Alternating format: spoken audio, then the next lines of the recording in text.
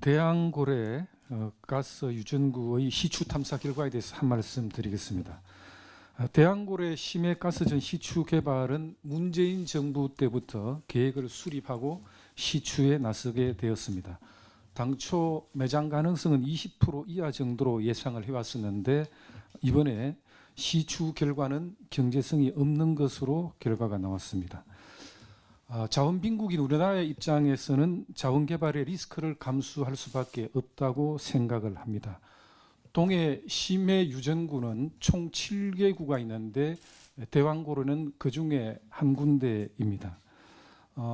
대왕고래 유전구에 대해서는 심층 분석을 실행을 해서 5월 달에 중간 보고 7, 8월경에 최종 분석 결과가 나오면 나머지 6개 심해 유전구에 대해서 본격적으로 탐사에 나설 계획입니다.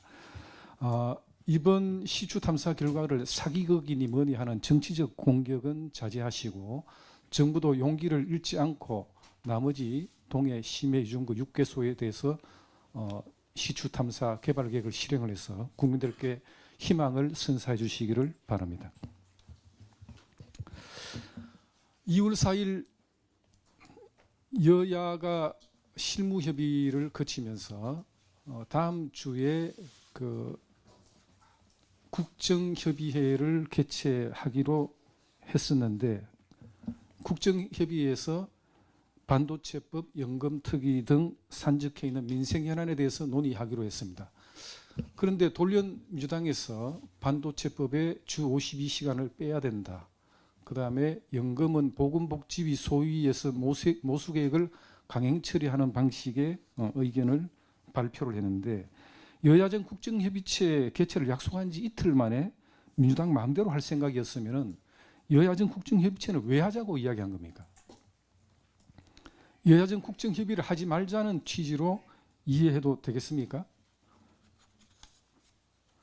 이재명 대표는 지난 3일 반도체 특별법 토론회에서 고소득 근로자들이 몰아서 일하는 게 왜 안 되냐 물으니 할 말이 없더라고 하면서 5일에는 경제계 인사들을 만나서 반도체 산업 육성에 주 52시간 예외 적용이 꼭 필요하느냐 기업들이 양보하라는 취지의 발언을 했습니다. 노동계 반발이 심해지자 이 대표가 기존 입장을 선회한 것으로 보입니다. 이재명 대표의 기업 경쟁력이 국가 경쟁력이라고 했던 발언도 결국 거짓이었음이 증명되었습니다.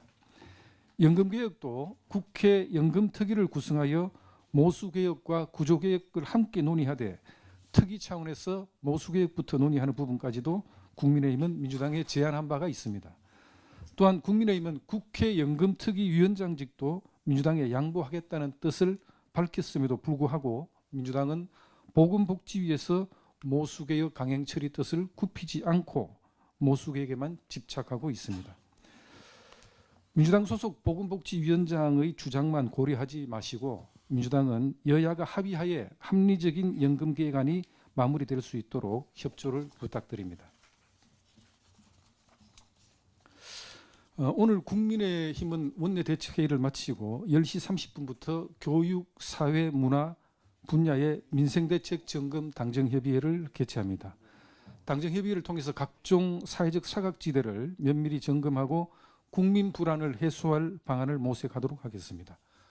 특히 위기 청년 지원 문제, 고 요한나 MBC 기상캐스터의 안타까운 선택으로 불거진 직장 내 괴롭힘 문제에 대해서 집중적으로 점검할 예정입니다.